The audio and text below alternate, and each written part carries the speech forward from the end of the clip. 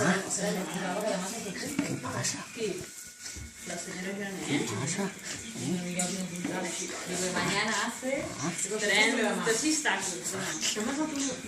Ah, Y tú dices, difícil, ¿no? Seguirle, ¿no?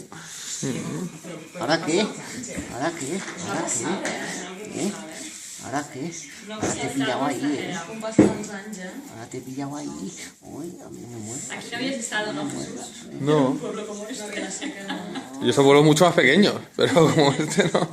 No me muerdas, no me muerdas. Aquí hem anat a Salòvia i Cambrils. Clar, home, Salòvia i Cambrils no, però aquí no. Uy, Però bueno, uy, han trobat aquest carrer i per mi que... uy. No, però és fàcil. A veure, guanyar un saps és ¿Aquí fàcil. que viniste? ¿De paso? No, és que hemos ido a comer a un restaurante, es que buscamos un sitio para comer. Antígona. Ay, Y la Mercè tiene una prima que vive aquí en Vilaseca.